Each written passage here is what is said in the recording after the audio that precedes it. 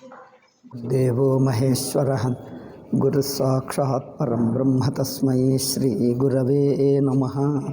Om Om Om.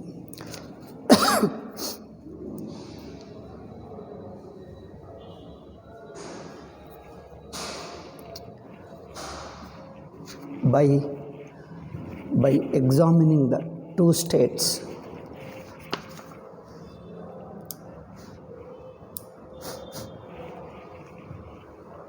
no, ಅದನ್ನು last switch ಮಾಡಿ, last ಮೇಲಿಂದು.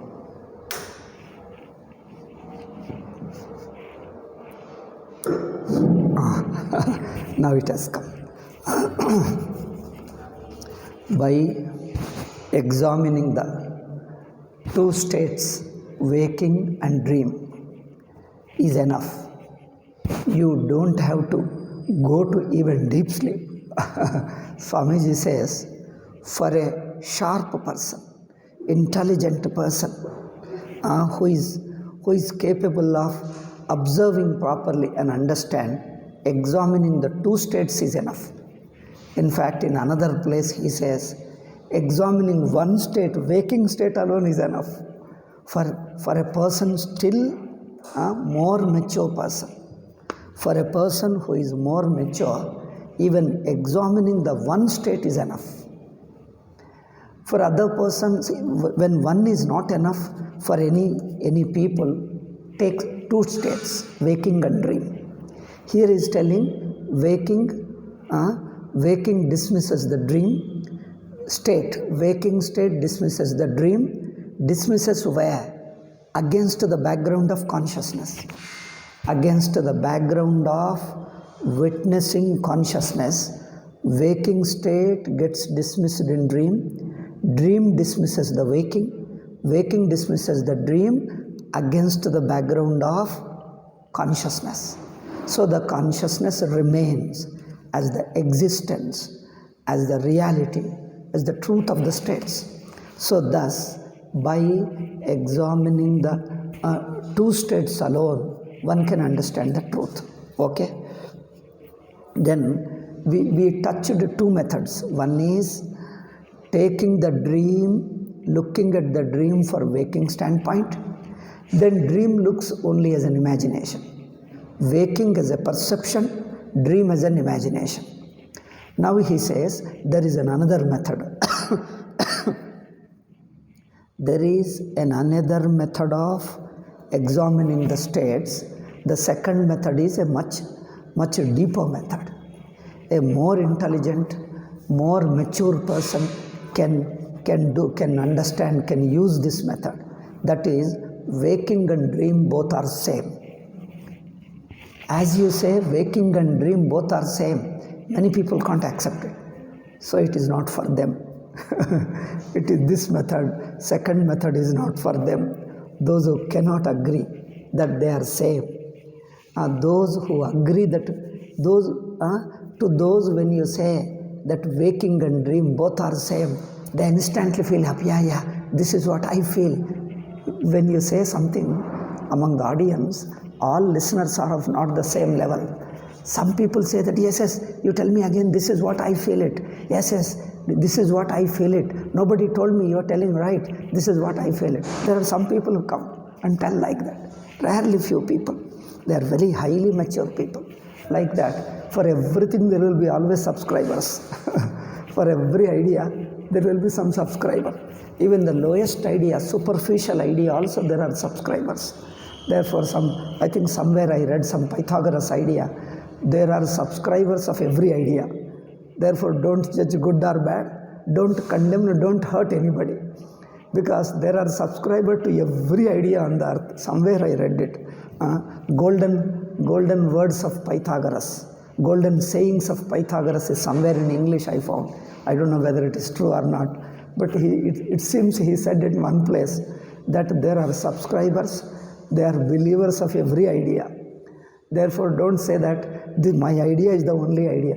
There are many people, many ideas. So don't hurt them. When they discover, when they are willing to learn a higher level, they come to you.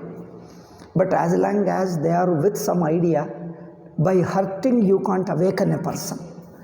By condemning an idea, you can't awaken a person and bring him to higher level.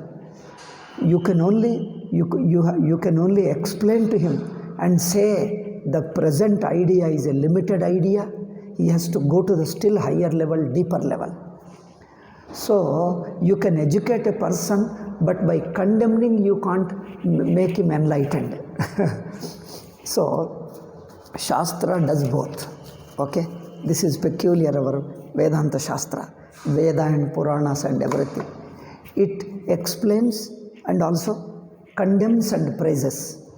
When it explains a good idea, a positive idea, a deeper idea, it praises it. When it explains how wrong idea is wrong, it condemns it. Then why does it do? Is explanation not enough? Why do you have to do this addition of praising and condemnation? Praising and condemnation is also a method of teaching. Upanishads use, Veda, all Vedic uses, Purana uses, all Indian literature uses. I don't know whether other literatures use or not. So we do Ninda Stuti. In Sanskrit we call it Ninda is condemnation, Stuti is praise. Why do you do? Here the Shastra way, Shastric way of, Shastriya way of condemnation and praise is different from human condemnation and praise. When a human being condemns because he hates it, he doesn't like it. He praises because he likes it. That's all. For a human being's praise and condemnation, the basis is his liking and disliking. He likes it. What he likes, he praises. What he doesn't like, he condemns it. So, human beings' praise and condemnation indicate his like and dislike. That's all. He loves something, he hates something. But when Shastra does praise and condemnation, it is not hatred and love and hatred. It is not like and dislike, because Shastra is not an individual. A given individual alone can entertain like and dislike, love and hatred. But Shastra is only just talking the facts. Those who talk about the facts directly, where is the question of hating and loving something? Thing is, whatever it is, you just present the facts. So Shastra is a neutral entity which just points out the truth. It is like an illumination of the light. Light just illumines. Whatever is, you come to see it. If it is book, you come to know it is a book. If it is table, you come to know it is a table. It doesn't say good or bad about book or table. Which is good, which is bad, which should be accepted, which should be rejected. It doesn't say. It simply says whatever it is, it points out. When the Shastra is a pramana, pramana means a means of knowledge. Pramana, a means of knowledge which reveals something, which reveals simply something. Then, Om Narayana.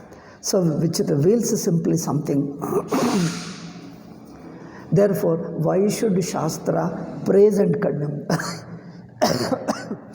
Shastra's praising condemnation is not out of likes and dislikes. First you remember this. First you remember Shastra's condemnation and praise is not like a human condemnation and praise. Human condemnation indicates a person's liking and disliking. It is not that. Then what? First thing is, it is not a person's liking. When you say whole world is world, what is good and what is bad? Tell me. Everything is good. Fire is fire, water is water, earth is earth, stone is stone. You say, you complain against the stone. Abba, stone is very hard, because when you want to use the stone doesn't cooperate, you feel very uncomfortable with. But the nature creates everything. There are stone, there are water, there is rivers, mountains, plants and everything. There are animals, there are different kinds of animals. Insects and all, nobody need to condemn them. Mosquitoes are also there. All flies, all animals, insects, everything is there. So nature is nature. Nature doesn't choose, doesn't like something, dislike something. So Ishvara's word, that's why we say Shastra is Ishvara's word, or at least Whether you believe it is literally Ishvara's word or not, that's a different. At least it represents Ishvara's vision. This much we can say. See, we don't go into the details of those technical details, whether Shastra, Veda was really revealed by God or not. It goes on endlessly. The scholars dispute. We leave it to them. We only point out that Shastra talks of the universal facts. When Shastra talks universal fact doesn't belong to any particular person, doesn't represent a given person's view. Okay? Just like science. Science is not a given person. It is just a bare facts. It is just finding out, observing and see. If it is a fact, it is a fact for everybody. It is a universal fact. Therefore, the knowledge of science doesn't represent a given person's view. It represents the vision of the truth. Vision means understanding. Understanding of the truth. Similarly, Shastra, we say, Shastra just points out the universal facts. Therefore, Shastra doesn't represent an individual view. In this sense, we say it is authorless. Apaurusheya pramana. We call Veda is an apaurusheya. Paurusha means authored by a given person. Authored, translate literally, authored by a person is called Paurusheya, Grantha. A text which is penned or written by somebody, composed by a given person. Then another one is authorless, Apaurusheya. Veda is Apaurusheya, we call. People say, how can it be Apaurusheya? Sentences means you have to compose the words in the form of a sentence. Somebody has to do. Without that, we don't go into those details. It might be. Somebody might have written. That's not our problem. That's not our problem. Maybe written, may not be written. So orthodox people, some people say that yes, it is really written. And the moderners and Indologists say no book is written by anybody. No book is authorless. Everything is written by a human being. Rishis for ordinary human beings like you and I, they put their own fancies. There are some people say, Rishis talked about their own fancies that you are Brahma, I am Brahma. World is Mithya. They just talked their fancies. They go to this extent also. So therefore, we don't go into those details and quarrel with them. We go by the just universal facts. Okay, we talk of just universal facts. Therefore, Shastra points out universal facts. Anybody can see for himself. So who says it is immaterial? Whether it is an authored sentence or authorless sentence, doesn't matter. What it reveals is important for us. So it is indisputable. What it reveals is a universal fact or not. That's all we are bothered about, only this much. So the sentence which it reveals a fact, is the sentence composed by somebody or it is uncomposed, it is existing on the earth like God, it existed. People take two extreme stands. Okay, we don't go into those details. So we'll say it just reveals. So Shastra, this much we can say, Shastra doesn't represent a given individual's view. A given individual chooses, likes something, dislikes something. The nature doesn't like or dislike anything. All kinds of things are present in nature. See, nature contains everything. It accommodates all villains exist, wicked fellows exist, good people exist, all kinds of people exist on the earth. Nature has no rejection. See, this is what is a view of God. Bhagavan's view is, Bhagavan accommodates, shelters, gives place for all kinds of people. Most wickedest person to the most saintly person. All people can live because God has such a big heart that He accommodates everybody. So this is the vision of God. This is what we say. So He doesn't choose and judge. All our Shastras talk like that. Puranas say the same thing. Even Tulsidas, North Indian, who wrote Ramayana in Hindi, he also tells the same thing. Bhagavan creates everything in the earth, good and bad. World is full of good and bad. He says, one is light and darkness He created. Day and night He created. Birth and death He created. Life and death. Birth and death means life and death He created. He created disease and medicine. So everything is there in life. God doesn't distinguish, doesn't choose. He creates everything universally. He loves everybody, he loves everything, accommodates everything. He doesn't choose. It is Guru who teaches, distinguishes what is good, what is bad, follow this thing, don't avoid this thing. It is the parents and Guru who teach you what is to be done, what should be avoided. But nature doesn't choose, nature gives everything. Bitter is there, sweet is there, everything is there. Poison is there, and then what you call Amrita. Amrita means it saves you. It neutralizes the poison and saves your life. You've got life-saving drugs are there and poisonous drugs are there. Everything is there. Light and darkness, good and bad, life and death, wicked people, good people, friends and enemies, love and hatred. God shelters everything. See, this is our Purana. When I teach Purana, I'll teach like this. So that is a different issue. I was teaching in Holy Narsapura. Evenings generally I teach. Local people come there. 4:30 to 5:30 I teach some Ramayana, Bharata, Bhagavata, these Puranas. They also teach Vedanta as well as this also. Values, meditations, prayers, bhakti and all that devotion, everything they teach. They also have certain value, but here this is Vedanta. Anyway, so Ishvara or Bhagavan. We have got two words for God. One is Ishvara, another is Bhagavan. So Ishvara or Bhagavan, when he creates, he doesn't choose. He just does everything. He loves everything. So in the vision of God, do you see a selection? Which is good, which is bad? He selects one and then rejects other. No, he doesn't choose, doesn't select, doesn't condemn anything, doesn't praise anything. He takes the things as they are. This is the difference. Therefore, it represents the vision of God, vision of Bhagavan. So it is the Guru who teaches. Guru is nothing but same God's another form is Guru, that's all. One who creates, another is helps. Okay? Guides you, teaches you how to live in this world. One is who creates the world. Other is how to guide, he guides you. See, the production, you give an worldly example for Vedanta, for our Shastras, to convince an idea, we always give an example of worldly example. That convinces people. A worldly example like in a manufacturing unit, they manufacture all kinds of things. Many designs, colors, you see, color of the cloths, different variety of cloths, variety of designs they do. They come to the mall, come to the shop, sales shop. But when you go there, this person, he says, I don't like this color, this design. Then I used to see that, my God, how can anybody produce these things? Who will buy? I thought nobody will buy this cloth because it is such a dirty color, a dirty design. He should have produced certain good designs. Why did the manufacturer make such things? I used to think.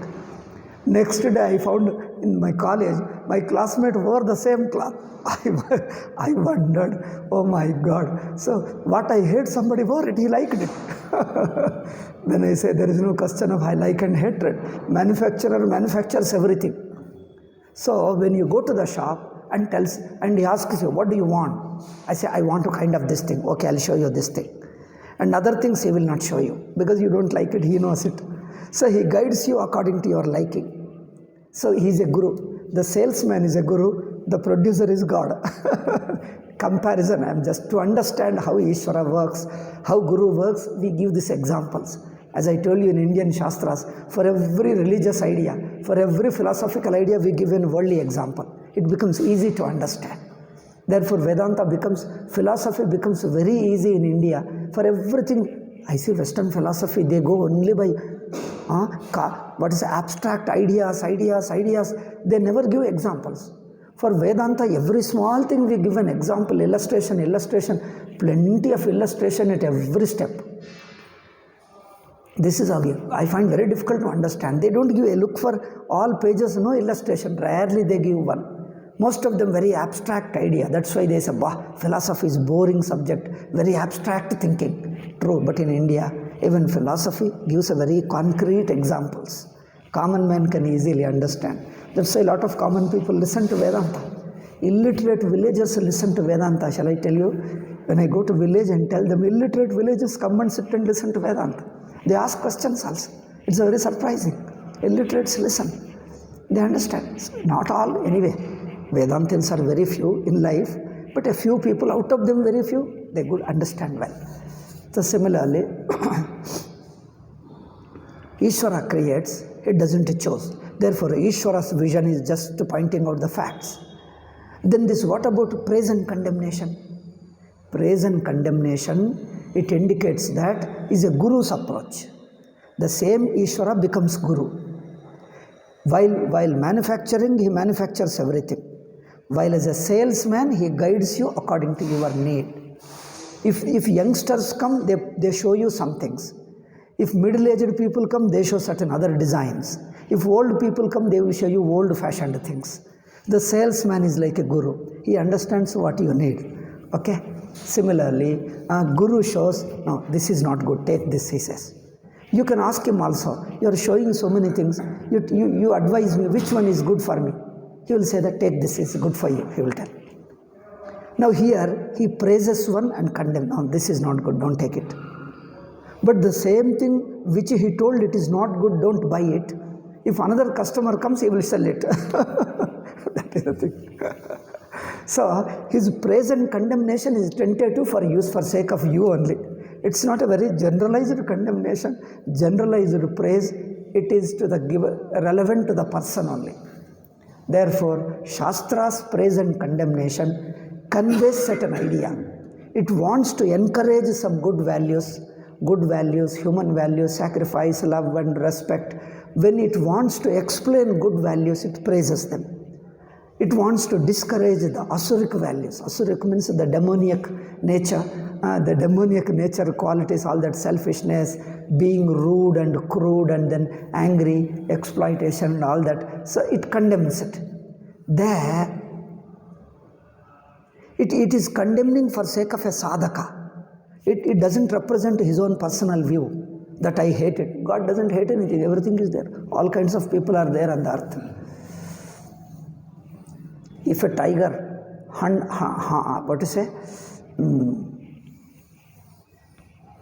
catches a deer and kills and tries to eat, what do you feel? Do you take side of the deer or tiger? Oh, you feel very bad. Oh, you innocent tiger, innocent deer. Oh, it is helpless because it doesn't have claws, it doesn't have anything, teeth, and it can only eat simple grass. But you say tiger is ferocious. It has got nails, wrong nails, and it tears it and kills it. It has got jaw also, teeth and jaw. You say, oh, very cruel. That's why we call it wild animal. In Sanskrit, in Indian language, we call it krura mruga. Krura means cruel. The very word is, we call them krura mruga. Wild animal is called krura mruga. Domesticated is all our other animals. They are krura mruga.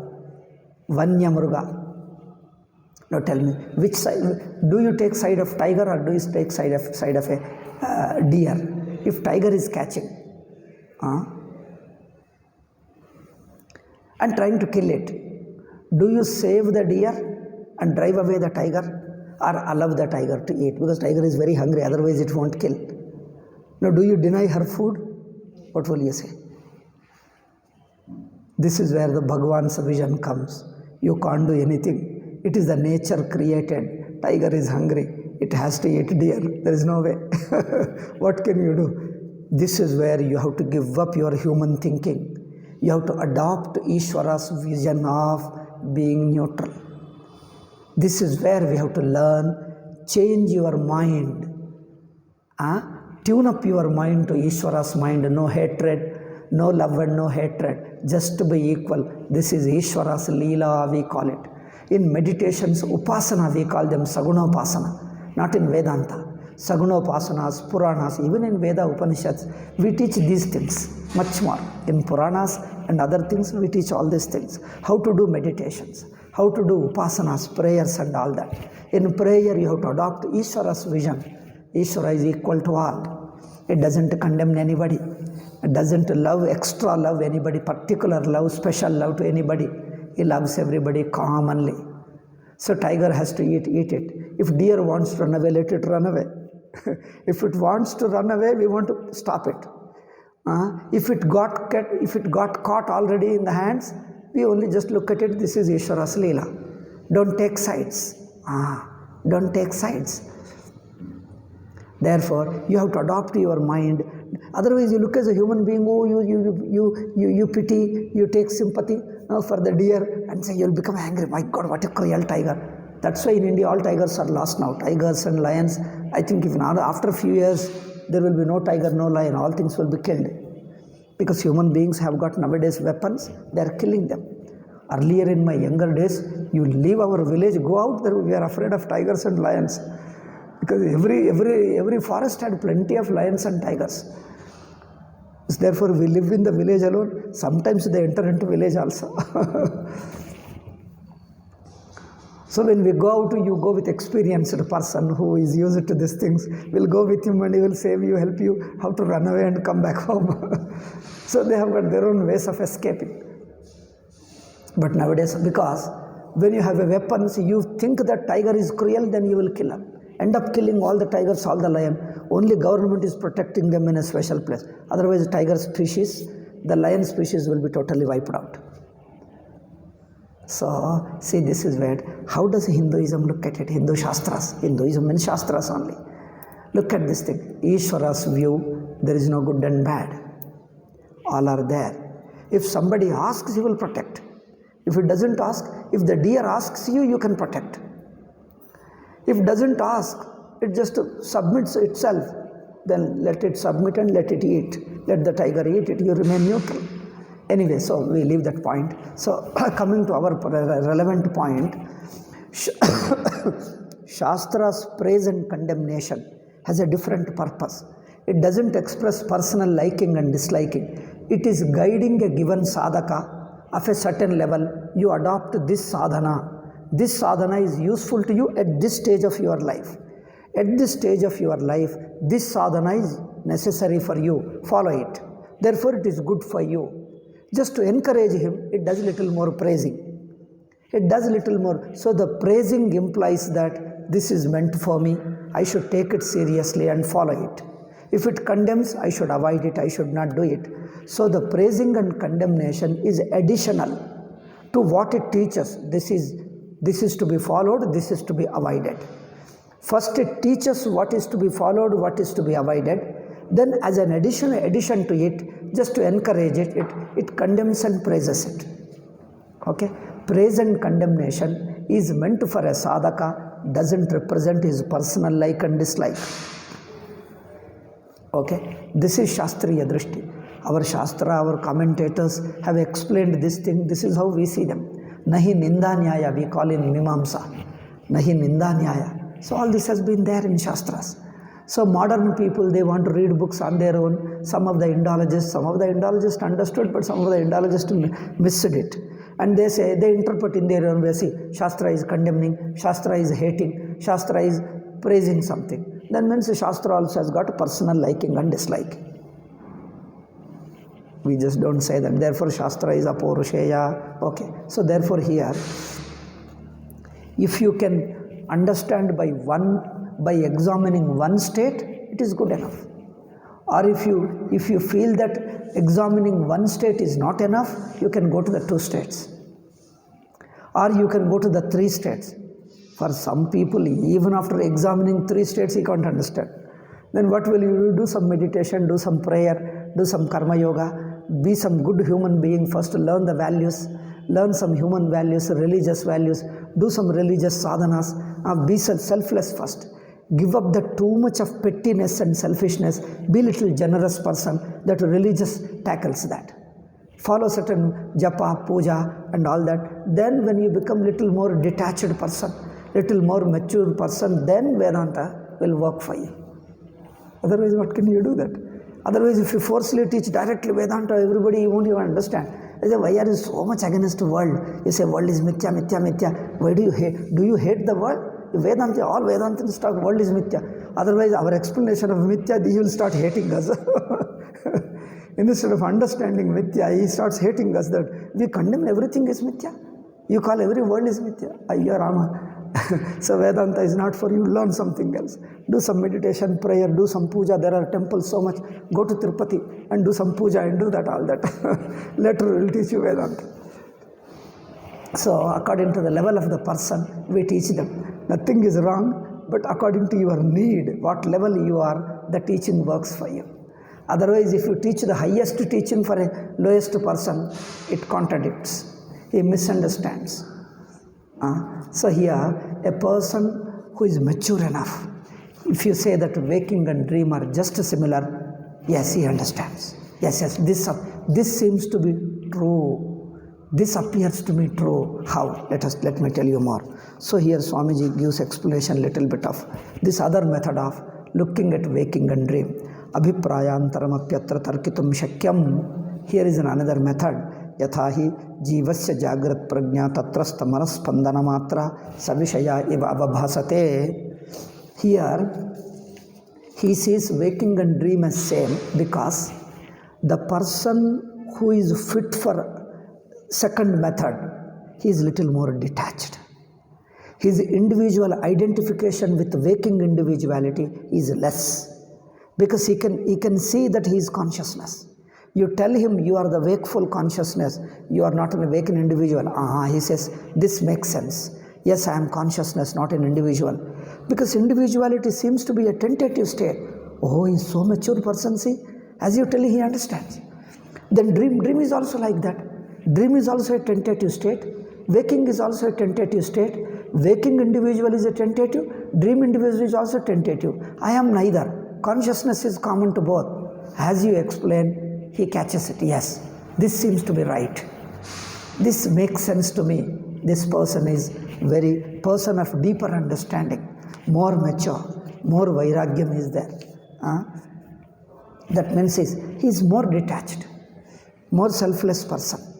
So, evam swapna prajnapi svavishayava bhasate, just as the entire waking world appears to the consciousness, entire dream world also appears to consciousness. He goes directly to that level.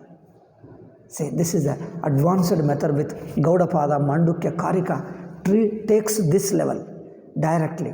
Take the waking, all the waking world is just various experiences. All the world is nothing but thoughts and experiences. What is world? World is thoughts and experiences, good and bad, whatever it is. All the world is thoughts and experiences. What are thoughts and experiences? They are all in my awareness. They are presented to my consciousness. Consciousness is aware of them. This is what I can say that. Yes, you are mature enough. What is dream? Dream also is like that. While experiencing it looks real, yet all the dream world, dream thoughts, dream experiences, they are all presented to consciousness. So the consciousness remains stable and all the world is only a presentation, appearance in the consciousness. Waking also similar. This person is able to see both the states from an equal distance. Generally, very common man has got a more leniency towards waking. He takes the waking as more seriously. He gets a little more attached to waking. He gives more reality to the waking and dream is more as an imagination. This is a common man things. But this person, this little more mature person, he looks at waking and dream states from an equal distance. He doesn't give overimportance to any one. He is not inclined to any one. He doesn't give greater validity to the waking and lesser validity to the dream. He says both are same. Both are worlds. Within the world, as long as you live in the world, all the worldly matters, things, etc., time and place, relationship, cause and effect. All cause and effect is there. Nature follows its cause and effect. Nature's loss of nature is there. Time is there. Everything. You feel hungry, you take food, and then you can quench your hunger, appease your hunger. When you fall sick, you can take medicine. So there is simple cause and effect relationship in the waking world. Dream also similar cause and effect, time, space, objects. So world as a world, they look similar. This person is mature enough. Therefore, he looks at both from an equal distance. Equal distance of what? From the consciousness. Consciousness which is neutral to both. From the level of consciousness, from the level of witness in consciousness, he sees waking and dream from an equal distance. This person is highly mature person, more mature. Such people you find only among the philosophers, not among the common people. mature philosophers, not simple intellectual, little sadhakas. Sadhaka means who really search for the truth.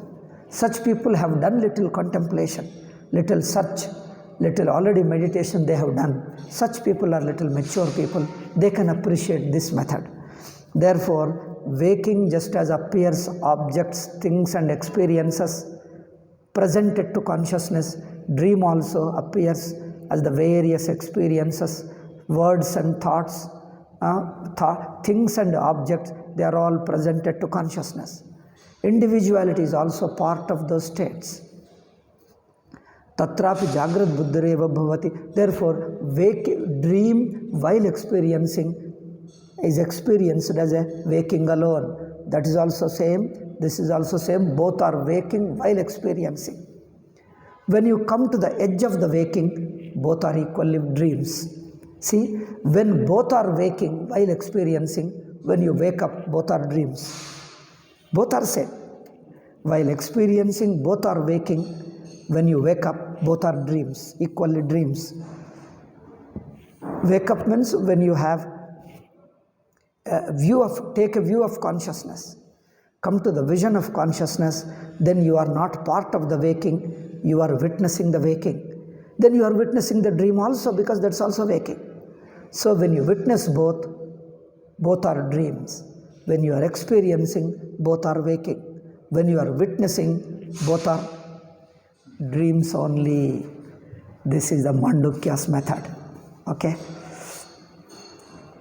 I am planning next to teach Mandukya Upanishad. There we will talk of all these things, more details. Okay? Here it is a summary, as I told you, it is a Vishuddha Vedanta Sara. It is a summary of all Vedantic teaching. So tatrapi jagrat buddhireva bhavati natu swapna buddhihi tatrapi desha kala nimitta sampati rabadhyatvancha vibhavyate tatra vikalpemana swapnantara drishtya. In dream also, just as in waking, there is a time and place. There is a space. Things exist within the space. People and things exist within the space. Even my body also is a part of the space. Time. All the things move within time and within space. Okay, with this experience of subject-object duality. Just as waking world exists within space and time, dream also has got a dream, time and place. Dream objects also appear as a waking. Here Swamiji gives a new idea. Most of the people might have not thought of it. When you are in dream, 2 points you have to note. One is, dream appears as a waking. Dream appears as a waking. And there also, you think that you slept last night in the dream. In the dream which you are experiencing as a waking, in the dream which you were experiencing as a waking, you say, last night I had a good sleep, so I was sleeping. I had a dream, you say that. Then you laugh at it, oh, it was only a dream, don't worry. When you tell others, your friends in the dream, your relatives and friends in the dream, oh, I had a dream, very interesting dream. It was like this, he explained everything and you laugh at it. You say, oh, anyway, it is a dream, you leave it, doesn't matter. They also laugh at it because they take that present state as a waking. So in the dream, the directly experienced state was a waking compared to the inner dream. Swamiji uses the word inner dream. Have you ever had? A dream within the dream. Have you ever had? Some people have. In the dream, you dream that you had a dream and you woke up from the dream and experiencing that waking. Okay? You had a dream within the dream. So, compared to that inner dream, this outer dream, now you have to use the inner and outer. Compared to the inner dream, outer dream looks like waking. Outer means which you were. So this looks like waking. Compared to the inner dream, it is a waking. Therefore, this also like that. This waking looks like waking compared to our inner dream. So what we call dream is only an inner dream to this dream. You understand my point? This waking is also a dream. It's an outer dream. Compared to this, you have an inner dream. That inner dream is a dream, but this is a real, you take it. Similarly, in the dream, compared to the inner dream, that outer dream is a waking. This is a totally different Vedanta. As I told you, this is the second method. In second method, you talk totally differently. This is for a more mature person, a deep thinker can appreciate it. Therefore, tatrapi jagrad buddhireva bhavati natu swapna buddhihi desha kala nimitta sampatti rabhadyatvancha. Just as in this waking state you have a time, space, and also you never see, as long as you are in the waking state, you never see any object as a false. All these objects, people, things, your experiences, they are all real. Similarly, in the dream, compared to the inner dream, that outer dream looks like a waking. That waking also has got a time, place. If you have to travel to Delhi, you take so many hours to travel to Delhi. Then take so many hours to come back. Then you see the people, things, and etc. And during that dream, you never say that it is a false dream. Swamiji gives one example. In Paramartha Chintamani, that English book we published from Kashi. Its Kannada name is Paramartha Chintamani. In that thing, Swamiji refers to one, what is the name of a doctor? Dr. Kotnis something, I don't remember. Some doctor is there. So the doctor lived in Dehradun. Some doctor, oh, have you read the book? Okay. So some doctor, he lived in Dehradun and later he was in Delhi. I think probably he was in Dehradun and later shifted to Delhi. So that doctor did lot of dream studies. He studied lot of dreams and he interviewed psychologists, scientists, educated people, professors, all highly educated people. He interviewed them, he wrote letters to them, took their reviews, and he published a book. The book, two books he published, one volume even now we have in library, Holy Ranspura library. I checked when Swamiji mentioned there, I checked the library, book is there, second volume is there, first volume is not available, but second volume is available. He took the views of people. There, people say, so he says, he himself did some experiments about a dream. When he did experiment, in his dream, he has a family members, and there his son is telling, in his dream, two events I tell you. There are many events Swamiji refers. In his dream, he was arguing with another person. What does he argue? This is a dream and not reality. He says, he in his dream arguing with his friend, another philosopher. He says, this is only a dream and it is not real. You think it is a waking. And that person says, are you mad? This waking state and you and I, all these are dream. See, this world is so concrete. How can you say that person argues in the dream? And he says, this is a waking. How can you say it is a dream? How can you say that? And he says, yes, it is dream alone. I can prove to you. Prove it. And he says, everything he says, you see, all this is only my thought. He says, it is your thought. This wall is here. How can you say it is real? Now, two people are arguing within dream. One fellow says it is waking, another fellow says it is a dream. All that has happened, then he woke up. Then he woke up from the dream, then what to say? There, however you argue it is a dream, you can't convince anybody. Because when they are part of the dream, they take it as a waking alone. Nobody will be convinced however you argue. Second event Swamiji refers, his son and wife, they were also angry with him. Appa means in Kannada, you say, father, have you gone mad? You say that we are all in your dream. You say that we are all in your dream. You say all this is dream. Have you gone mad? His children are telling him in his dream that you are doing all this research of dream and all that. What is this you are doing? You say all this is dream and we are all in your dream. They were arguing like that. Afterwards he wakes up. Then nobody is there. No son and nobody is talking. Like this, he refers to few events. The book is good. Yeah, I think you too got it in English. Yeah, Light of Reality. You read in that book. He also got the book. So, the dream experience, while experiencing, looks like real alone. Exactly like a waking. But in spite of being experienced as waking, You end up waking from the waking. You wake up and it disappears, it becomes a dream. Similarly, this also, we are arguing, this is waking, that was a dream, we understand. The state from which we woke up is a dream, we can understand. But this is waking, this is not dream. This is waking, that's why you are sitting here, I am sitting here, I am talking to you, you are listening. Do you mean it is a dream? It's a waking. Somebody argues. Another fellow says, it could be dream. How can you prove that it is a waking? Tell me. It could be dream because it may be appearing like a waking, though it is a dream.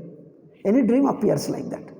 Any dream, while experienced, appears like a waking, but in fact it is a dream. It is the nature of very dream that it appears like waking while experienced. Argument is okay.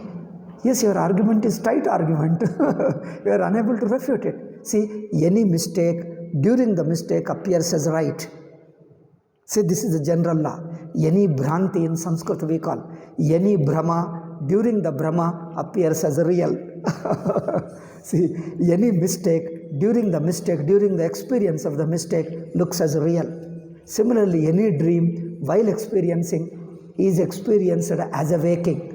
But just because you are experiencing it as a waking doesn't prove that it is waking alone and not dream. You understand? Shall I repeat it? So any dream while experiencing appears as a waking.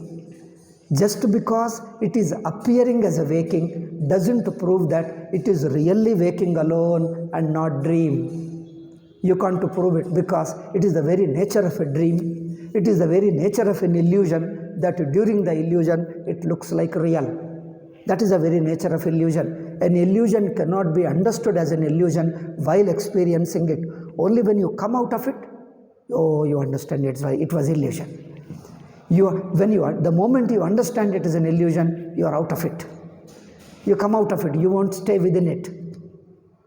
As long as you experience it as a real, so the very nature of illusion is such that during its experience, it looks like real, not an illusion. This argument is tight, you can't refuse. Mandukya Karika Gaudapada uses, Shankaracharya explains there. Therefore, the Mandukya Upanishad is amazingly great book. That it is unlike any other Upanishads. It is a special Upanishad. It must be studied by everybody. Any great thinker it shakes. It removes his individuality and it makes him see Brahman. Any, however hardcore individuality you have, it removes it, debunks it. That Mandukya Upanishad is a very, very strong Upanishad for Vedanta.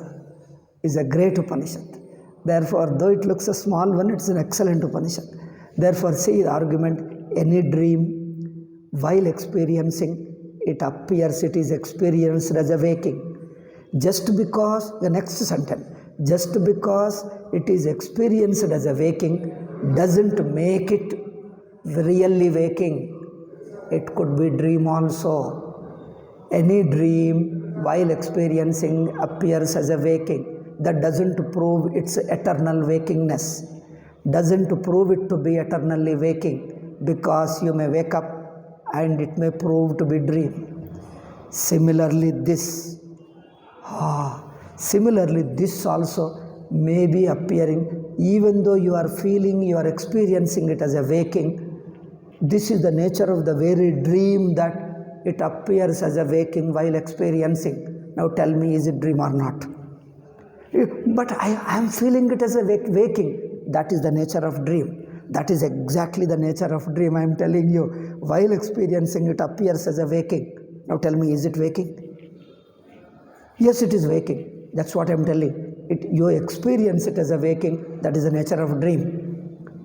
You can't deny it. You can't deny it. It looks so tight.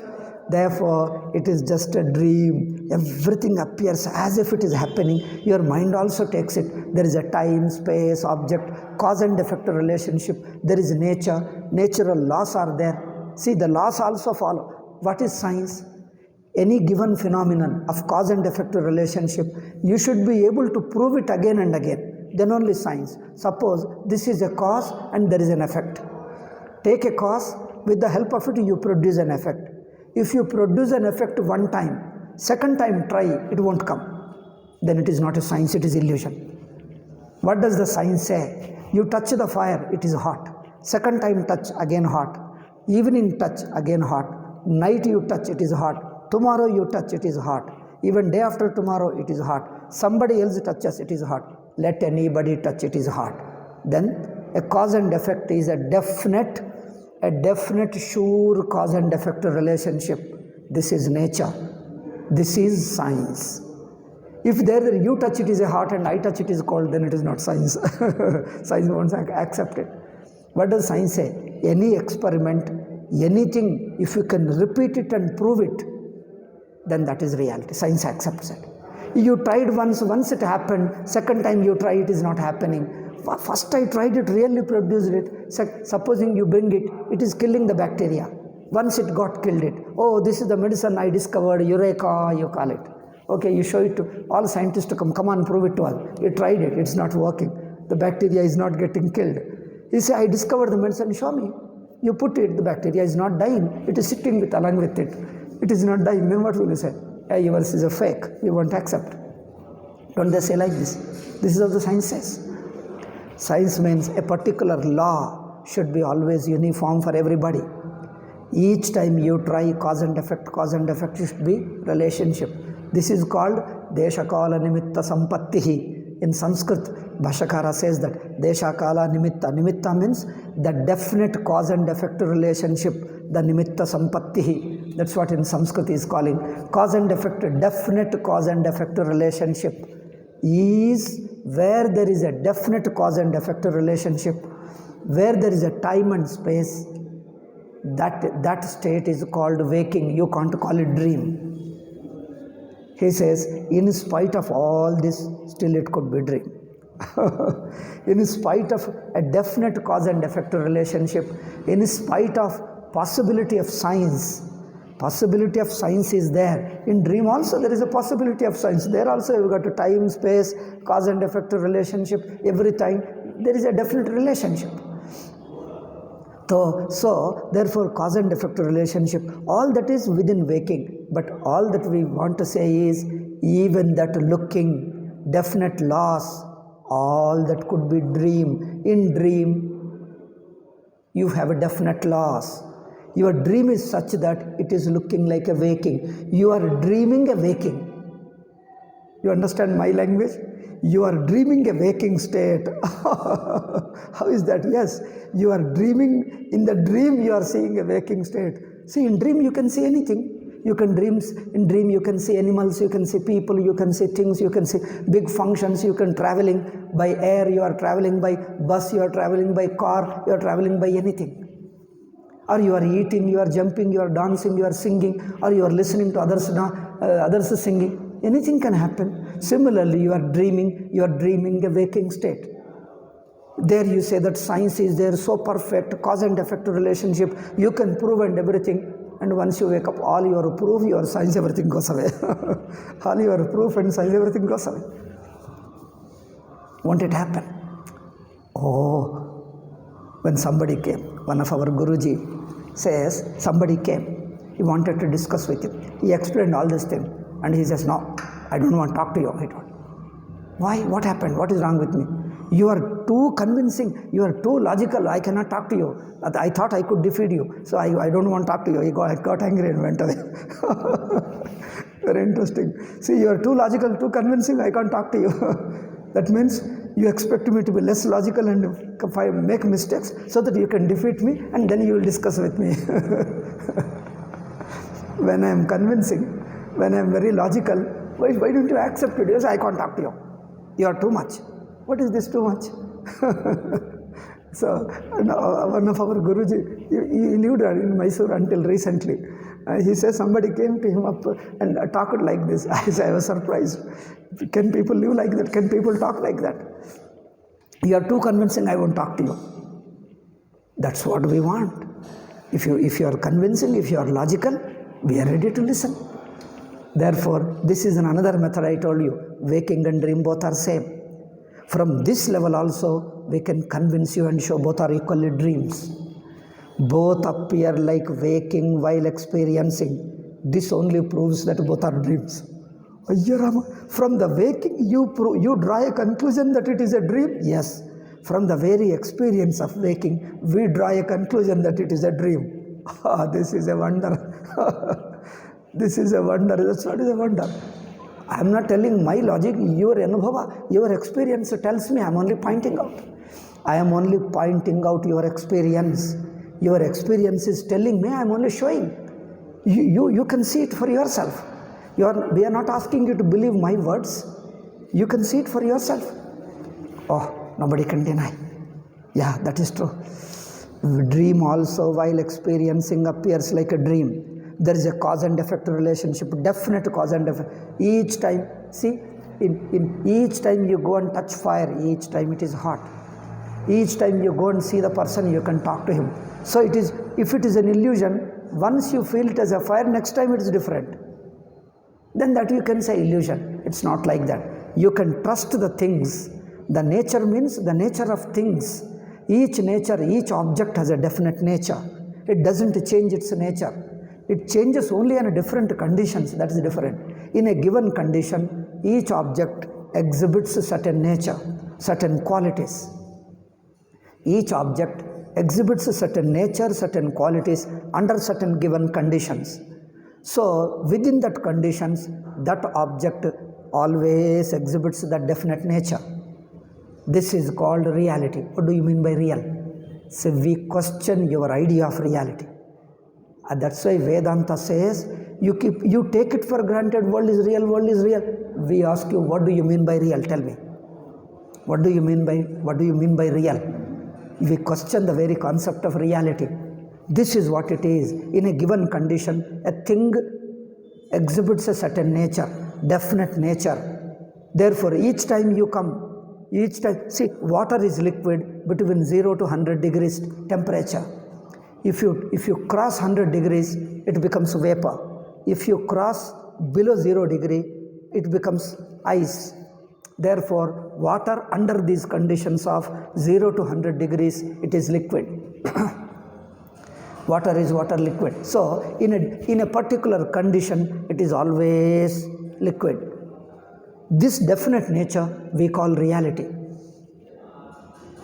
But even this definite nature could be unreal, could be a dream, like in dream. In dream also it's like that. Dream also, when you go to the below 0 degree, it becomes ice. When you cross 100 degrees, it becomes vapor. So in dream also like that. Does it prove that the dream world was real? Yes, it was real while experiencing. Yes, I understand. Yes, I agree that you experienced it as a real while experiencing, but didn't you wake up? Then you woke up means it shows that it is a dream, that's all. So while experiencing, it appears like a waking. That is the very nature of a dream. That when you are a part of the dream, when you are an individual part of a dream, to that individual sense organs and mind, you are using sense organs, you are using the mind, means a thought. When you are using the mind, the world in relationship with your mind and sense organs, it looks as if following laws. It is a nature, fixed nature, having a definite nature.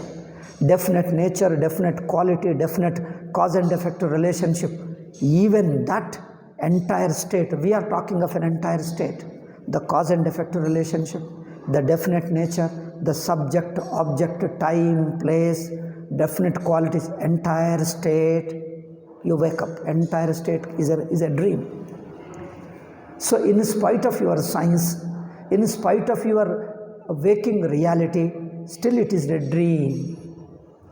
The dream, while experienced within the dream, it looks like waking. It only proves that it is a dream. Therefore, both are waking while experiencing, but both you wake up because you have another level of experiencing, another witnessing consciousness, because you can cross this waking.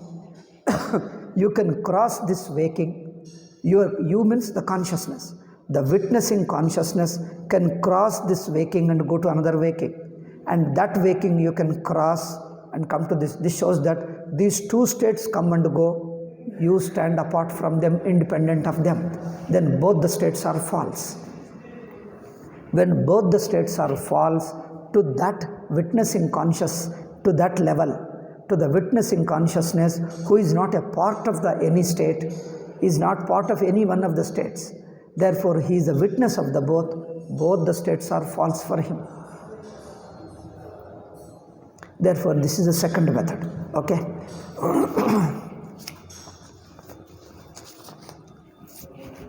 So tatrapi deshakala nimitta sampatti rabhadyatvam cha vibhavyate tatra vikalpimana swapnantara drishtya evam cha swasvakale satyatva buddhir jagarita buddhischa. All this I told already.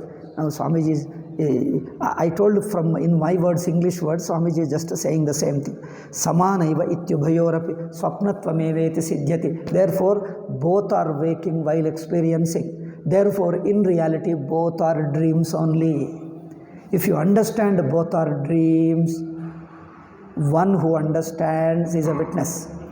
He has come out of it. He is a witness. He sees both are dreams. Therefore, tathacha etadabhiprayena saptangatyasya ekona vimshati mukhatvasya cha swapnatma visheshanatvena adanam ityapi shakyam yojayitum. Therefore, both the worlds while experiencing is a all cosmos. Both the cosmoses. You call cosmoses? Yes. That this itself shows that. That's why we always say world. When we say world is real, we always ask which world you are talking. Vedanta asks which world you are talking. The other person says, which world? What do you mean? There is only one world. No. World has to be qualified. There is a particular world, a waking world, dream world, a world of a state. You can't take for granted that world means general world for all. There is no all world, there is no common world, there is no eternal world. All eternity means the world pertaining to that state. As long as you are in that particular state, the world is eternal for you. All your eternity means tentativeness. All your eternity means tentativeness, because the world is eternal means as long as you are waking. That's all. Your waking state itself is not eternal. Then how can you say eternity? Your eternity of the world is limited to your state alone. The state itself is not eternal. Then what does your eternity mean? Oh my God, you are undermining everything. That's what we say. Vedanta dismisses everything. Your reality, your time, place, subject, world, everything it dismisses. Oh, you go into another level. That's what is Vedanta. So, world means you can't take it for granted. There is only one world. There is no one world. World of a given state. World of a waking state. World of a dream state. While experiencing, that is also waking. But it is that world pertaining to that state. When you say world, immediately we question which world you mean. Oh, world of a particular state. Okay, then tell, what do you want to say about the world? World is like this, like this. Whatever you define, whatever you explain about the world, all that explanation pertains to that world alone, as long as you are in that state. All the explanations that it is real, that the cause and effect is eternal, all your eternity as long as you are in waking. When you leave the waking, all your eternity goes away along with your world. Then tell me, what is eternity? How real is your world? What you call world is only a tentative world, a given world. A tentative world, a given world. Now you have to make it adjective. You have to talk of a particular world. You can't say world as general, because there is no general world. There is no common world. World of a waking, world of a dream. Now you have to say world of a particular state. Yeah, true. Then when you say real means what? As like waking world is a real to the waking person alone. Don't make it as a general reality. A reality is a subjective reality, conditional reality. Waking world is a real to the waking person. Waking state alone, it is a conditional reality. A conditional reality is no reality. Isn't it? A conditional is only a conditional. That's what mithya means. What is unconditional alone is real. What exists unconditionally is real. A conditional reality is no reality. Oh my God, this is what Vedanta is. So when you say it's a conditional reality is no reality. Because the condition changes, your reality disappears. Because water is a water only. When you say water, all the time you can't have water. Once you cross in Hyderabad, we were doing some in our laboratory, chemistry lab. Then they told that we studied theoretically that at 100 degrees it evaporates. Then I found in 98 degrees alone it is getting evaporated. 98 degrees alone. Then I surprised, I asked our lecturer, what is this? He says, your Hyderabad is at 2000 feet height from the sea level. Sea is from there, Visakhapatnam, Kakinada. From there it is at 2000 feet height. Therefore 2 degrees less it evaporates. Oh, this is very difficult to understand. So from the 0 to 98 degrees alone is a water. When you say water, water means liquid. Water is a water, only a conditional. Condition changes, no more water. Then tell me, where is your water? Oh, water was here, but where did it go? It disappeared. Therefore, what is conditional is only a conditional, is not a reality. Then what did you say reality? Reality means it should always be. Always means what? Always is a conditional. The so-called always word also, the very word always means a conditional always. When everything is conditional, then what is it? What you call always is also conditional only. Within this condition, as long as you are in this condition, you call it always. Your very condition changes, your always word disappears. You can't use the word always. Then what do you say? Similarly, waking world, dream world, everything gets dismissed. Only the witnessing consciousness remains. It is really eternal because it is unconditional. It is unconditional. Therefore, what is really unconditional? Because it doesn't depend upon time, doesn't depend upon space. That means it is not a given time, given place, given length of time. It is not a given conditional. See, I told you, water is water within 0 to 100. So, consciousness is not consciousness in a conditional state. There is no condition. All conditions are within the states. Witnessing consciousness is not a condition. It is unconditional. States are conditional. Atma is unconditional. Therefore, it is really true, real truth. It is real reality. It is really reality, not a tentative reality. See, we have to say Paramarthika Satta in Sanskrit, not Vyavaharika Satta. Vyavaharika existence means tentative reality, a conditional reality. Then is a really real means unconditional reality. We call Paramarthika Satta, not Vyavaharika. These are all Sanskrit terms anyway. So, Vyavaharika Satta means conditional reality. Paramarthika Satta means unconditional reality, real reality. Sachidananda Swamiji translates Paramarthika Satta as a real reality. First time when I heard, oh, it's a very strange English, real reality, what does it mean? He strangely translates. Since we knew already Sanskrit word, then I guessed, probably he means this. So, real reality he calls it. Real reality means unconditional reality. It doesn't depend upon a condition. World is a conditional reality. Your witnessing consciousness is unconditional existence. That means there is no time, no place, no condition, no situation where it changes, where it goes away. It is unconditionally existing. That is you, that is Brahman. Whatever name you give it. Therefore, instead of using words and definition, see, words give you definition, definition give you concept. We don't use words, we don't use definitions, we don't use concepts, we directly point out your anubhava. After you come to discover that anubhava, then you give a word just for communication. Word should come later. First you point out that anubhava directly, which is unconditional. Now I understand. Otherwise, unconditional means what?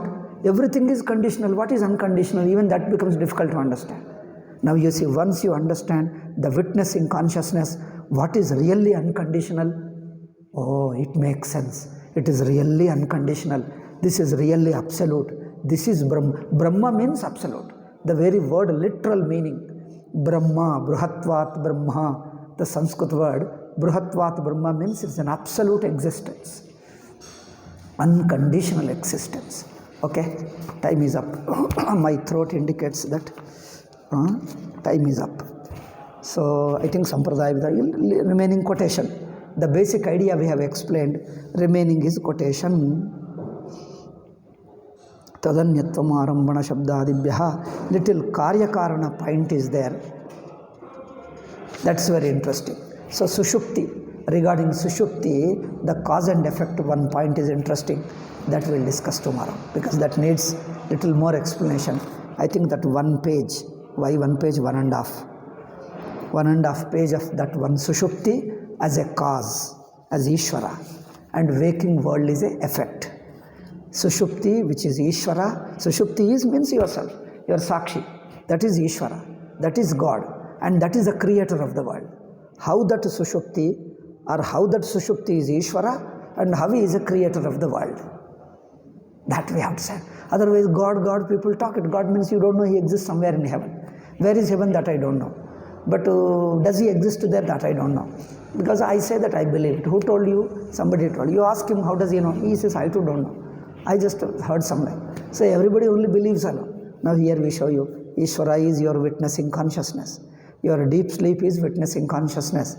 That is Ishvara. And he is the creator of the world. How? This point we'll discuss tomorrow.